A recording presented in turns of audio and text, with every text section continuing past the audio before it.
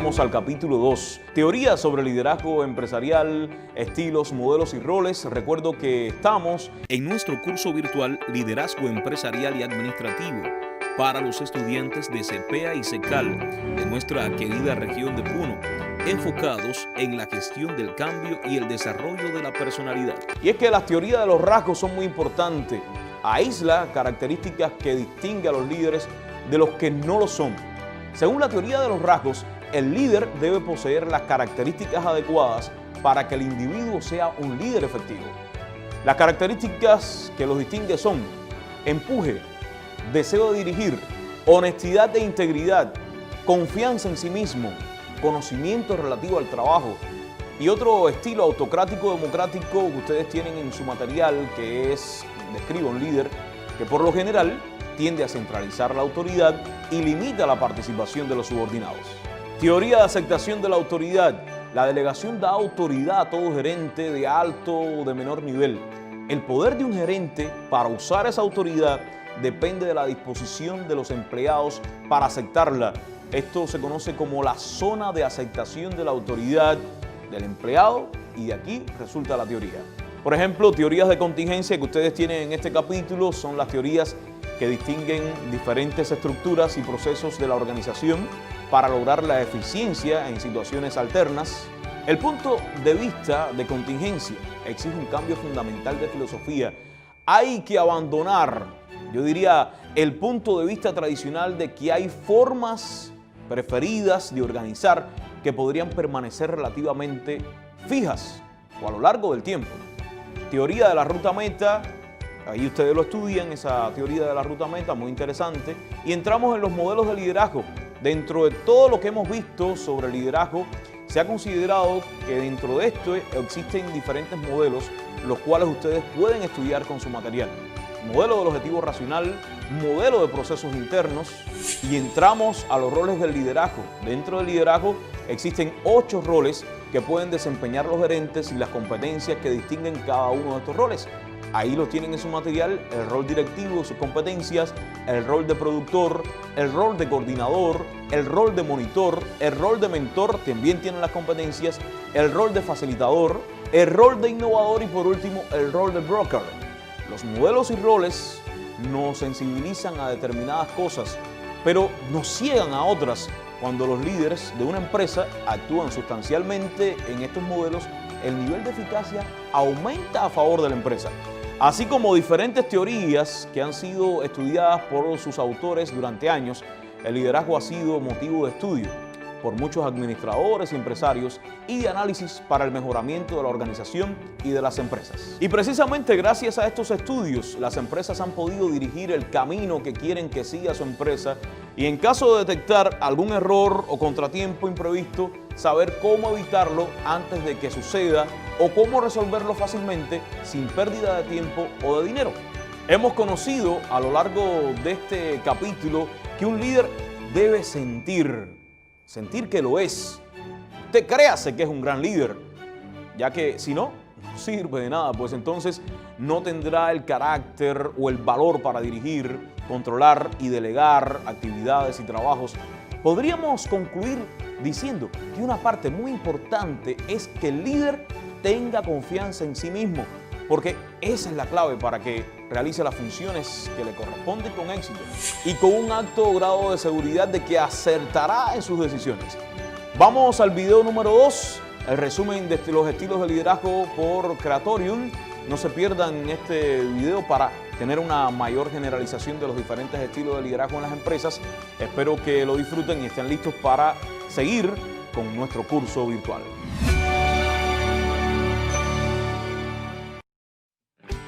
Si eres emprendedor, eres un líder. Un líder que debe llevar adelante productos y proyectos, tu proyecto. Pero claro, ¿todos los líderes son iguales? Por supuesto que no. Si te parece, vamos a repasar juntos los 10 tipos de líderes que podemos encontrar. Liderazgo autocrático. El liderazgo autocrático se resume en que los líderes tienen el poder absoluto sobre sus trabajadores o equipos. Estos miembros tienen una pequeña oportunidad de dar sugerencias, aunque sean para el bien del equipo o de la organización. Pues a menudo el liderazgo autocrático favorece a los altos niveles de ausentismo y rotación del personal. Para algunas tareas y trabajos sin una calificación determinada, el estilo puede ser efectivo. Las ventajas del control superan las desventajas. Liderazgo burocrático. Los líderes burocráticos hacen todo siguiendo el libro. Siguen a pies juntillas las reglas y se aseguran que todo lo que haga su equipo sea preciso. Es un estilo de liderazgo muy apropiado para trabajar cuando existen serios riesgos de seguridad, como trabajar con maquinaria o sustancias tóxicas. Liderazgo carismático. Los líderes carismáticos inspiran, no mucho, sino muchísimo entusiasmo en sus equipos y son muy energéticos al conducir a los demás. De todas formas, en ocasiones los líderes carismáticos tienden a creer más en sí mismos que en sus equipos, y esto genera problemas. Un proyecto podría colapsarse el día en que el líder abandone la empresa. En los ojos de los seguidores, el éxito además está ligado a la presencia del líder carismático. Liderazgo participativo o democrático. A pesar de que es el líder democrático el que toma la última decisión, ellos invitan a otros miembros del equipo a contribuir en ese proceso, en el proceso de toma de decisiones. Esto no solo aumenta la satisfacción por el trabajo, sino que ayuda a desarrollar habilidades. Los miembros del equipo sienten el control de su propio destino, así que están motivados a trabajar duro, más que por una recompensa económica. Liderazgo laissez-faire. Esta expresión francesa significa déjalo ser, y es utilizada para describir líderes que dejan a sus miembros de equipo trabajar por su cuenta. Puede ser efectivo si los líderes monitorean lo que se está logrando y lo comunican al equipo regularmente. A menudo este tipo de liderazgo es efectivo cuando los individuos tienen mucha experiencia e iniciativa propia. Liderazgo orientado a personas. Con el liderazgo orientado a las personas, los líderes están completamente orientados a organizar, hacer de soporte y desarrollar sus equipos. Es un estilo participativo y tiende a fomentar la colaboración creativa. Liderazgo natural. Cuando alguien en cualquier nivel de una organización lidera simplemente por satisfacer las necesidades de un equipo, se describe como líder natural. Algunos lo llaman incluso liderazgo servil. De muchas maneras, este tipo es una forma democrática de liderazgo porque todo el equipo participa en el proceso de toma de decisiones. Quienes apoyan el modelo de liderazgo natural dicen que es una buena forma de trabajo en un mundo donde los valores son cada vez más importantes. Liderazgo orientado a la tarea. Los líderes altamente orientados a la tarea se focalizan en que el trabajo se haya cumplido y pueden llegar a ser un tanto autocráticos. Estos líderes son muy buenos para definir el trabajo y los roles necesarios, ordenar estructuras, planificar, organizar y controlar. Pero no tienden a pensar mucho en el bienestar de sus equipos, así que tienen problemas para motivar y retener a sus colaboradores. Liderazgo transaccional. Este estilo de liderazgo nace con la idea de que los miembros del equipo acuerdan obedecer completamente a su líder cuando aceptan el trabajo. La transacción es el pago a cambio del esfuerzo y la aceptación hacia las tareas que les da su líder. El líder tiene derecho a castigar a quien considere que su trabajo no está como él desea. El liderazgo transaccional es un tipo de management, no un verdadero estilo de liderazgo, porque el foco es hacia la ejecución de tareas a corto plazo. Y por último, liderazgo transformacional. Los líderes transformacionales son considerados los verdaderos líderes por la mayoría de los teóricos del liderazgo. Inspiran a sus equipos de forma permanente y le transmiten su entusiasmo al equipo. A su vez, estos líderes necesitan sentirse apoyados solo por ciertos empleados. De esta forma, y según el papel de una empresa normal, un proyecto empresarial más o menos común, parece que la mejor forma de funcionar sería una mezcla entre el liderazgo transformacional y el liderazgo transaccional.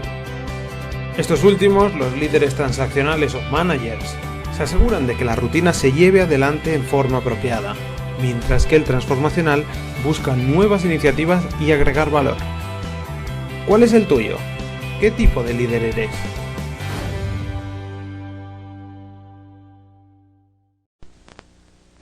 Estrategias gerenciales ganadoras. Hay 3 partes importantes en el éxito de todas las organizaciones, incluidas las suyas.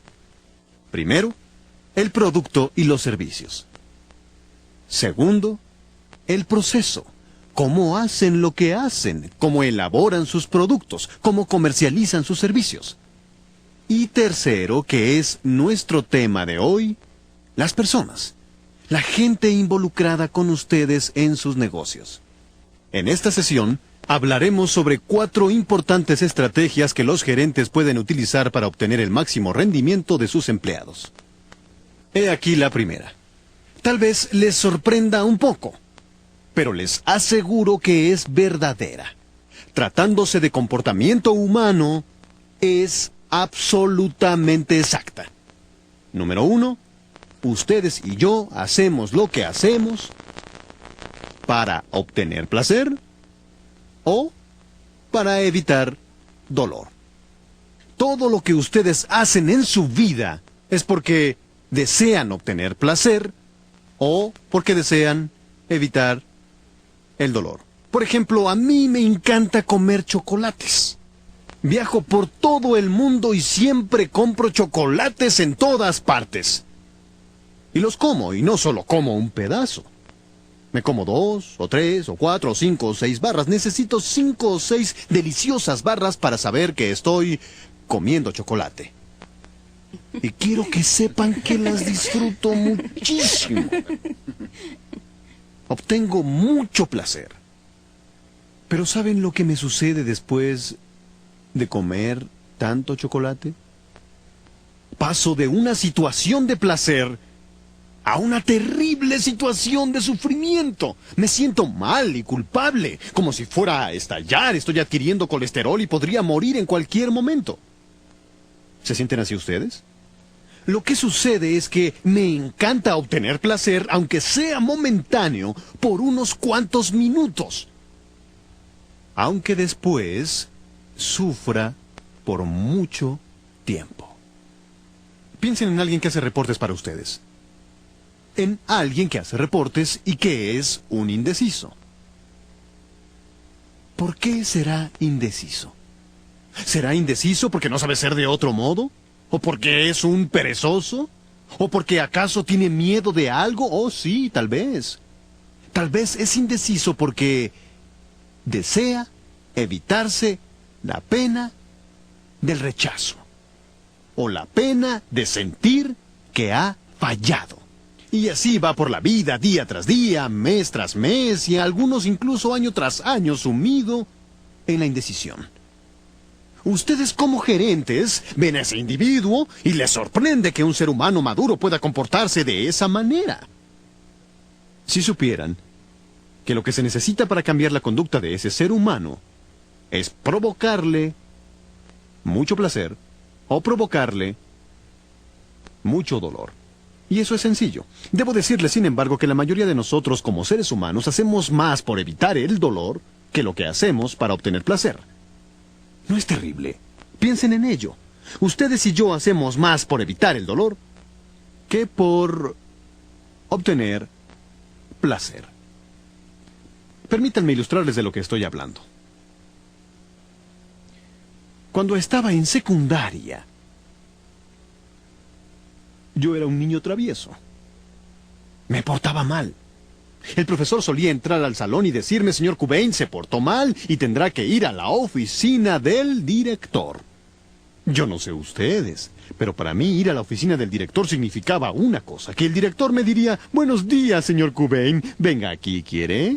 Ponga una mano aquí y la otra aquí y pida un deseo porque esto no le va a hacer nada sencillo. Eso significaba que él iría al estante y tomaría una larga, redondeada y bien pulida vara. Pulida y de la madera más fina que pudo encontrar. Y que con esa vara me golpearía ¡bam! ¡bam! ¡bam! 3 veces en el trasero. Podría decirles que yo era una persona fuerte y que no sentía el dolor, pero les estaría mintiendo.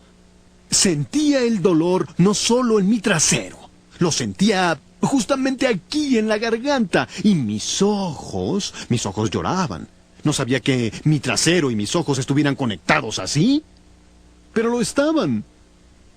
3 veces me golpeaba y luego decía, señor Cobain, regrese a su salón. Volvía al salón de clases, pero en el camino me detenía en el baño para lavarme la cara, ordenar mis ropas. Regresaba al salón y me quedaba afuera un momento con la mano en el bolsillo, sintiéndome fuerte y especial. Y luego entraba al salón de clases como si nada hubiera pasado. Y todos mis amigos en el salón decían, ¡oh, Nido es una persona muy especial! Me encantaba la atención que recibía de mis compañeros de clase. Obtenía tanto placer con ello que soportaba el momentáneo dolor que sufría en la oficina del director. Al día siguiente el profesor entraba de nuevo al salón. Señor Cobain, a la oficina del director. Y yo iba a la oficina del director. Buenos días, señor Cobain, decía el director. Venga aquí, ¿quiere? Una mano aquí y la otra acá. ¡Bam, bam, bam! 3 veces. De regreso a mi salón, pero yo me detenía en el baño. Me lavaba, ordenaba mi ropa. Y esta vez, con ambas manos en los bolsillos, entraba al salón de clases así como si nada. Durante semanas, meses de mi último año de secundaria, estuve yendo a la oficina del director. Jamás se le ocurrió pensar que lo que hacía no funcionaba con el señor Cobain. O quizá había algo mal en el señor Cobain, o quizá el dolor lo disfrutaba. Ahora pienso que el director debió decirse a sí mismo que si eso no funcionaba con el señor Cobain, tal vez debía hacer algo diferente. Tal vez propiciar algún nuevo tipo de dolor. ¿Qué habría pasado, me pregunto, si alguna vez el director me hubiera dicho, señor Cobain, ¿por qué no regresamos al salón de clases juntos usted y yo? Y cuando entráramos al salón de clases, frente a todos mis compañeros, me dijera, mis amigos, la conducta del señor Cobain hoy no fue tan valiente. Fue cobarde. No fue una conducta digna de alguien de secundaria, sino que se portó como un pequeño de jardín de niños. Y dirigiéndome la mirada hubiera dicho, señor Cobain, una conducta así exige un castigo. Así que venga aquí, ponga una mano aquí, y ponga la otra acá, y pida un deseo, porque esto no va a ser nada sencillo. Y entonces ahí, frente a todo mi grupo de secundaria, ¡bam! ¡Bam! ¡Bam! 3 veces. Dolor en mi trasero, llanto en mis ojos, un nudo en mi garganta frente a todos mis amigos. Les pregunto, ¿me habría portado mal de nuevo en la clase? Si dicen que no, tienen razón. O si me hubiera portado igual, me habría asegurado de que nadie se enterara. Porque no desearía esa clase de castigo frente a mis amigos, ya que todos habrían dicho, ¡ah, vaya! Pensaba que era una persona especial. Y mírenlo, está llorando, con un nudo en la garganta, sintiendo el dolor en el trasero. Me habrían quitado el gran placer que sentía con mi conducta. Ustedes y yo y todas las personas con quienes estamos trabajando hacen lo que hacen para obtener placer o para evitar el dolor.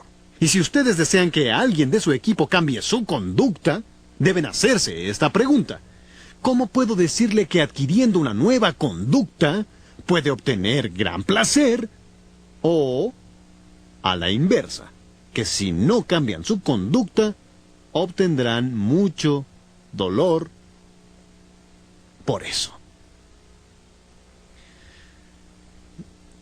En 25 años más o menos de trabajar con gente de todo el mundo, he llegado a descubrir que su comportamiento y mi comportamiento dependen de 3 etapas básicas. Quisiera mostrarles cuáles son. Si ustedes observan este diagrama, notarán que hay 3 colores en el triángulo. Pueden ver que hay una parte negra, una parte amarilla y una parte azul. Si la parte azul representa nuestra conducta, lo que ustedes y yo hacemos todos los días, entonces la pregunta inmediata sería, ¿qué nos lleva a tal conducta? Verán, si ustedes pudieran descubrir por qué las personas de su equipo se comportan de tal manera, digamos qué es lo que los lleva a comportarse así, y si luego pudieran afectar de algún modo estas otras dos partes, ¿no estarían de acuerdo conmigo en que podrían cambiar su comportamiento? O mejor aún, que desearían cambiar su conducta sintiéndose felices por ello. Nos comportamos de la manera que lo hacemos porque primero pensamos, segundo sentimos y por lo tanto nos comportamos. Por favor, observen que lo que separa nuestros pensamientos de nuestra conducta son nuestros sentimientos. Hacemos lo que hacemos por nuestra particular manera de sentir. Si yo siento que voy a obtener placer, podría comportarme de una manera. Si siento dolor, podría comportarme de una manera diferente. Si ustedes desean que alguien que trabaja para ustedes cambie su conducta, es más, si desean que alguno de sus clientes cambie su comportamiento, háganse esta pregunta. ¿Qué debe sentir esa persona para que pueda comportarse de la manera en que yo quiero que se comporte? ¿Qué debe sentir para que pueda comportarse de la manera en que yo deseo que se comporte? Esa es la verdadera base sobre la que ustedes pueden construir relaciones con las personas. Veamos, mi director, es más, mi escuela, se detuvo. ¿Dónde? Justo aquí. Pensaban que cuando un alumno se comportaba mal, lo que debía hacerse era castigarlo, y castigarlo, y castigarlo. ¿Se preguntaron alguna vez por qué el señor Cobain se comporta mal a diario? ¿Qué sentimientos tiene que ocasionan esta conducta? Cambiemos esos sentimientos para que podamos cambiar su conducta. Y empezaremos a ver resultados. Y entonces las cosas buenas empezarán a aparecer. Lo que hemos dicho hasta ahora es que ustedes y yo hacemos lo que hacemos para obtener placer o para evitar el dolor. Y hemos afirmado que sus acciones, su conducta, derivan de sus pensamientos y sus sentimientos. Y hemos observado que sus sentimientos, esta parte amarilla, afectan predominantemente su manera de comportarse. Ahora, tengo una pregunta para ustedes. Si eso es cierto, ¿de dónde obtenemos ustedes y yo esos sentimientos? Esos sentimientos, ¿cuál es su origen? ¿De dónde vienen esos sentimientos? Porque si ustedes desean cambiar su manera de sentir, primero deben saber de dónde vienen esos sentimientos. En física decimos que a cada acción corresponde una reacción opuesta e igual. En psicología decimos que para cada estímulo hay una respuesta opuesta e igual.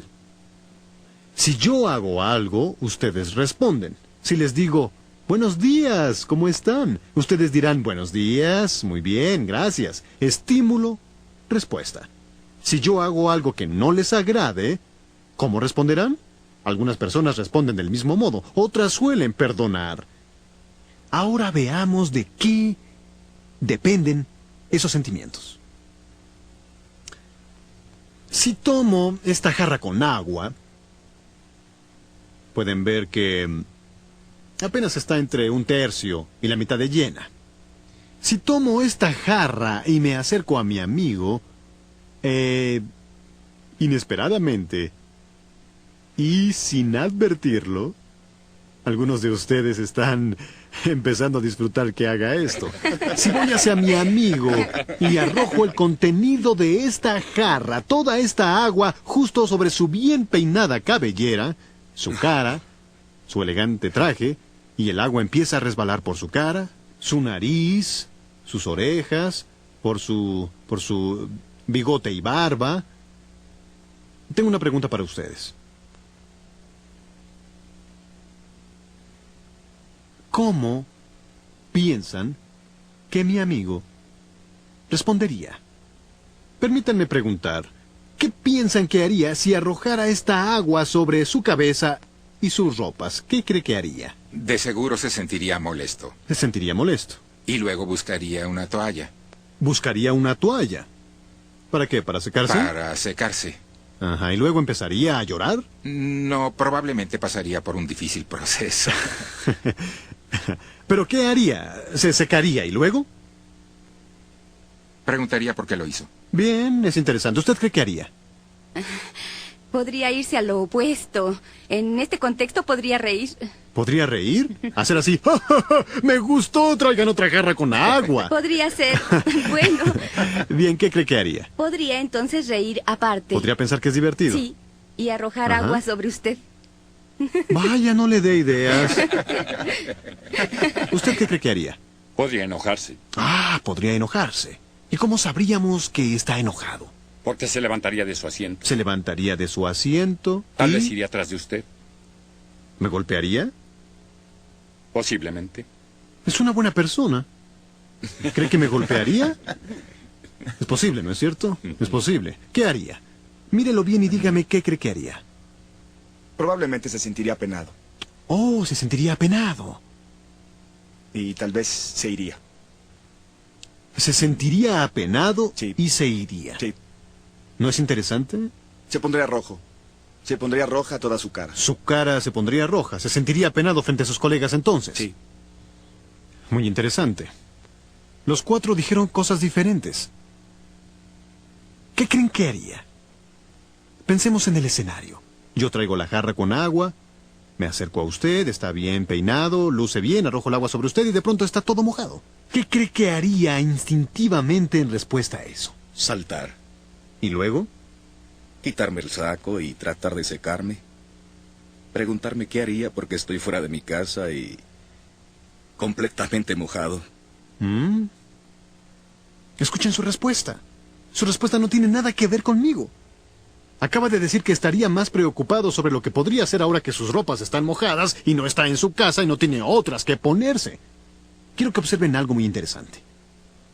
Los cuatro a quienes pregunté, y también usted, no saben lo que harían.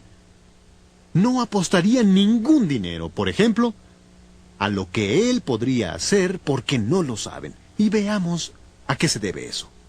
No saben lo que haría y él no está seguro porque en este momento estamos discutiendo esta farsa en el nivel del pensamiento. Esto es solo un escenario. Esta es solo una posibilidad.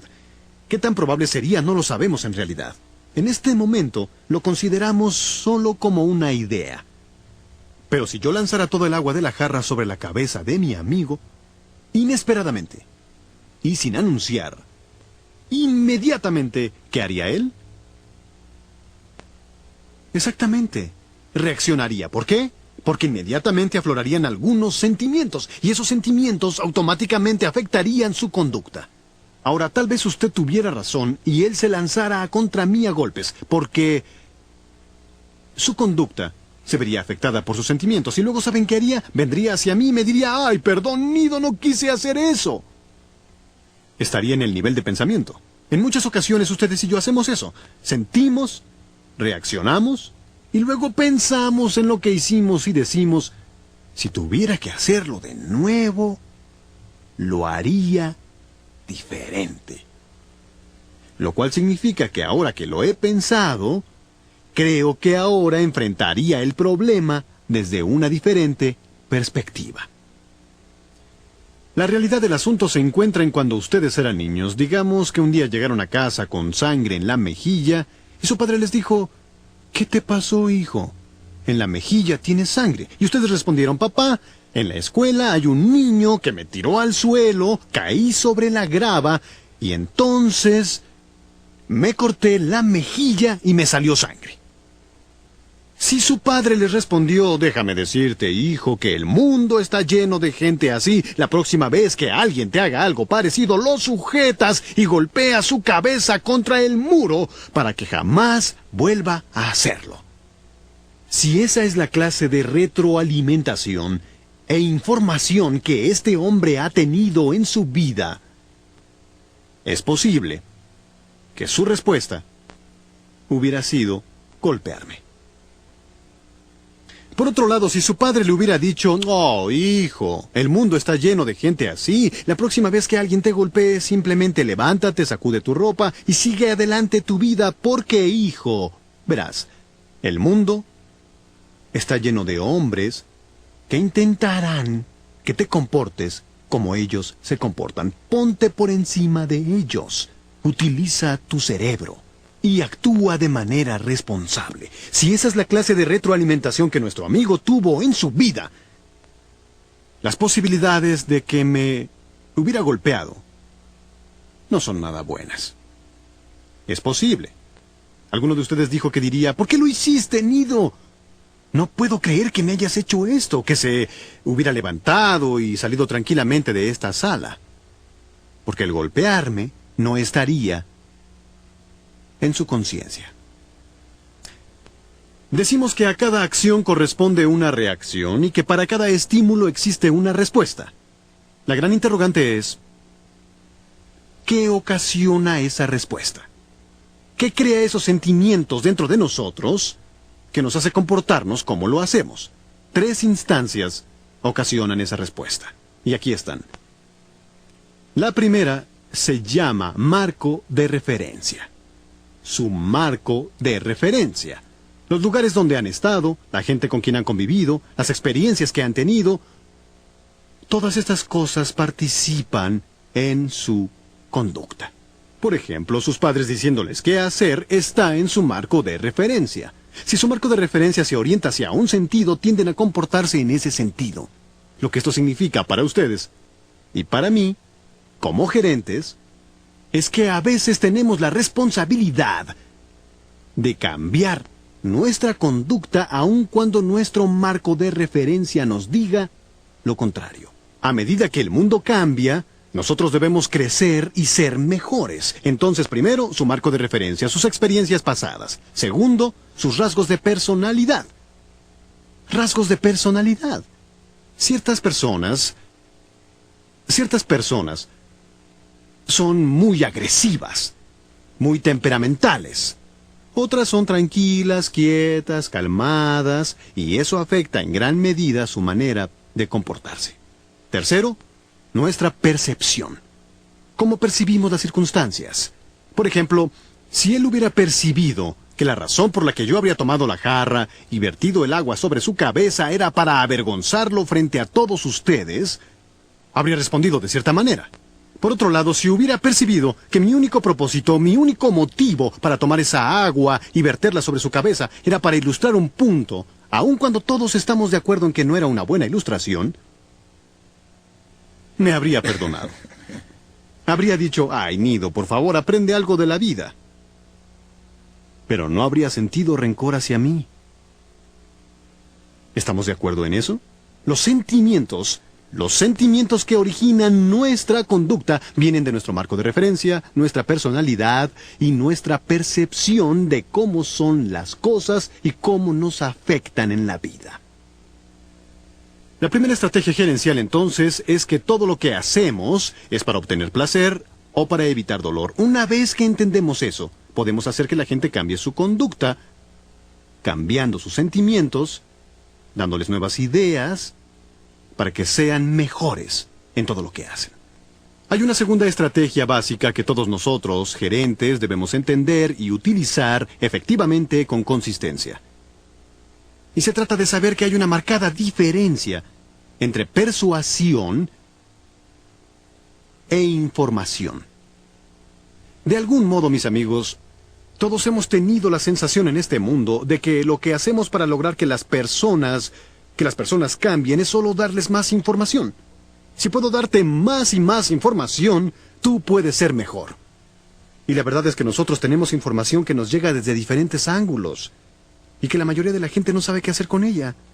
¿Qué hacen con toda esa vasta información? De algún modo, algunos excelentes gerentes han aprendido a tomar ese cuerpo de información y a construir lenta y suavemente un puente hacia su personal para persuadirlo, para lograr que se comporte de una cierta manera. Quisiera darles 3 preguntas. Si ustedes responden esas 3 preguntas cada vez que trabajen con alguien, sus poderes de persuasión se verán acrecentados. La primera es esta. ¿Qué deseo que haga? ¿Qué deseo que haga esta persona? ¿Qué deseo que haga esta persona? Si esta persona estuviera en mi lugar, ¿qué haría? La segunda pregunta. ¿Cómo debe sentirse? ¿Cómo debe sentirse al hacer lo que deseo que haga? La tercera pregunta. ¿Qué debe saber o conocer para sentir de cierta manera? Para comportarse del modo en que deseo que se comporte. Y aquí volvemos al punto de pensar, sentir, comportarse. La verdad es que muchos de nosotros intentamos comunicarnos con los demás sin antes, en términos muy claros, decirnos a nosotros mismos qué es lo que quiero que haga este ser humano. Especifica claramente qué deseo que haga. Y luego cómo debe sentirse al hacerlo, y también qué debe saber en primer lugar para sentir y poder hacerlo. Aquí tienen un ejemplo. Ustedes van al doctor porque tienen dolor de garganta y tienen que ir al doctor.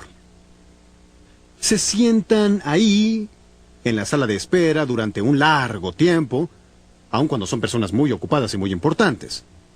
Finalmente la enfermera llega y los llama para que entren al consultorio del doctor y ustedes van por un corredor bien iluminado a la sala de exploración. Y entonces la enfermera les dice, el doctor estará aquí de un momento a otro. Y ese momento a otro significa que esperarán otros 20 o 30 minutos. Y les diré algo, si esa sala está a menos de 20 grados, podrían entrar ahí con un resfriado y salir con una pulmonía, ¿no es cierto? Bien, 20 minutos afuera, 20 minutos adentro y por fin el doctor aparece y dice, ¿qué le pasa? Y ustedes responden, mi garganta. Entonces el doctor escribe una pequeña receta para que ustedes la lleven al farmacéutico, al químico, a la farmacia y puedan comprar la medicina. Y no puedan leer jamás lo que el doctor escribió, ¿correcto? No pueden leer lo que él escribió, porque los médicos nunca aprenden a escribir apropiadamente. La verdad es que saben exactamente lo que escriben. Lo que dice la prescripción es un mensaje secreto del doctor al boticario. ¿Y se imaginan lo que dice? Yo ya tengo mi dinero, ahora es tu turno. Bien, el doctor estuvo con ustedes 2 o 3 minutos. ¿Y cuando se va? A medida que está saliendo, lo miran y ¿qué le dicen? Gracias.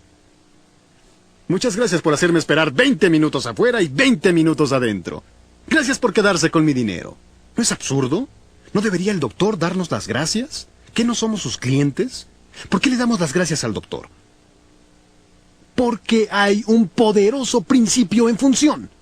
Y ese principio consiste en que cuando íbamos al doctor, íbamos convencidos de que dicho doctor nos quitaría de inmediato el sufrimiento.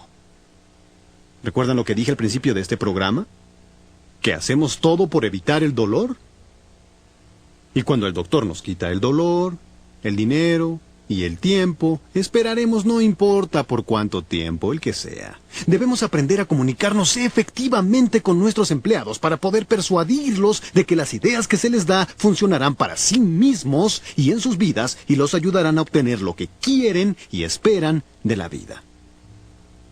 El tercer principio consiste en que los gerentes de hoy deben reconocer la diferencia entre excusa y objeción.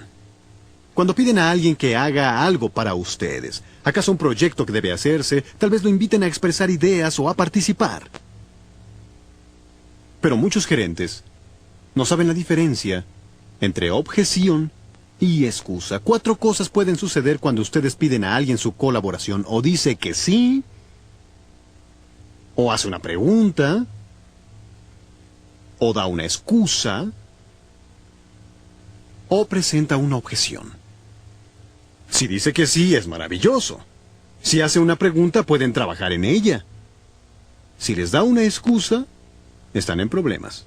A menos que sepan cómo convertir esa excusa en una objeción.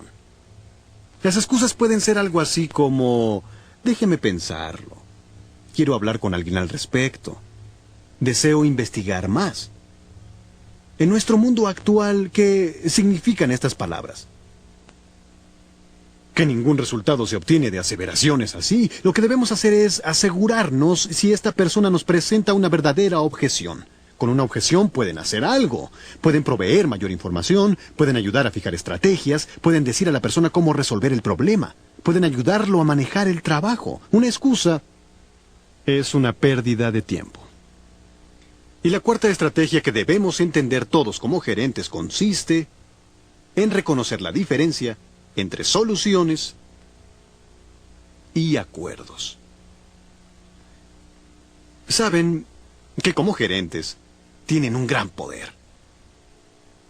Y si yo tuviera que reportar ante ustedes, estaría consciente del hecho de que ustedes son mis jefes y que a menudo ustedes forman comités en equipo o individuales.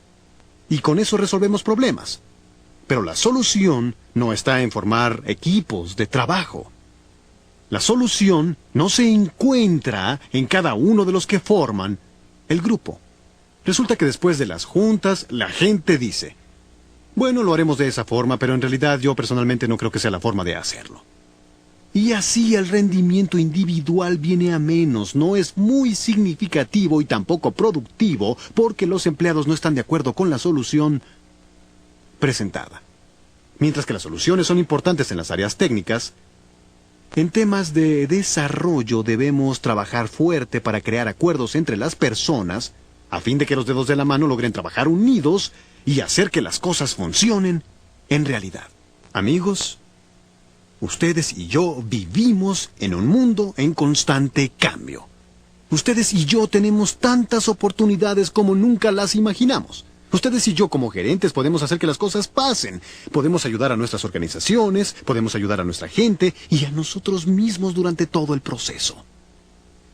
También debemos saber que las ideas de ayer no pueden utilizarse hoy para resolver los problemas actuales.